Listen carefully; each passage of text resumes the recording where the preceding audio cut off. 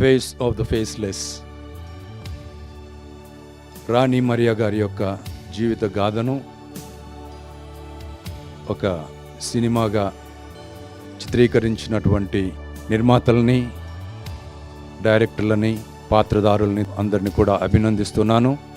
ఎందుకంటే ఎక్కడో కేరళలో పుట్టి మధ్యప్రదేశ్ ప్రాంతానికి వెళ్ళి అణగారిన జనం కోసం కొన్నిసార్లు కాన్వెంట్ సుపీరియర్ కానీ, మదర్ జనరల్ కానీ, అమ్మా మన కాన్వెంట్ కష్టాలు వస్తాయి, నువ్వు వాళ్ళ కోసం నిలబడొద్దు, మన పని మనం చేసుకుందామన్నా కానీ ఆమె సాహసించి పేద ప్రజల కోసం, వారి అభ్యున్నతి కోసం, వారి బాగు కోసం దేవుడు నన్ను ఒక కన్యాస్త్రీగా పిలిచారు అన్నటువంటి దాన్ని సదా గుర్తు చేసుకుంటూ ఆమె బస్సులో ప్రయాణమై వెళ్ళేటప్పుడు కత్తిపోట్లకు గురవుతుంది.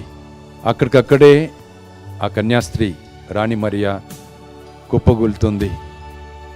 ఆ తర్వాత రాణి మరియా గారిని డబ్బు కోసం చంపినటువంటి వ్యక్తిని కేరళలో వారి ఇంటికి పిలిపించుకొని అతన్ని మన్నించి అతన్ని తమ సోదరునిగా, కుమారునిగా చేసుకున్నటువంటి కథనే క్షమాపణ కథగా మన యొక్క దివ్యవాణి CEO గారు, ప్రోగ్రామ్ డైరెక్టర్ గారు దాన్ని తెలుగులోనికి అనువదించి ఈ యొక్క చిత్రపటాన్ని అనేక సినిమా థియేటర్లలో విడుదల చేయటం చాలా సంతోషకరమైన విషయం.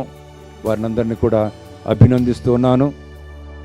అందరూ క్రైస్తవులందరూ కూడా ఇటువంటి ఆదర్శప్రాయమైనటువంటి అమ్మగారి యొక్క జీవిత గాథను కళ్ళారా చూసేదానికి థియేటర్లకు వెళ్ళి ఈ యొక్క చిత్రపటాన్ని చూడాలి అని చెప్పి మిమ్మల్ని అందరినీ ప్రోత్సహిస్తూ, అందరినీ ఆశీర్వదిస్తూ ఈ యొక్క చిత్రపటాన్ని మనందరం కూడా ప్రమోట్ చేయాలని కోరుతున్నాను. God bless you.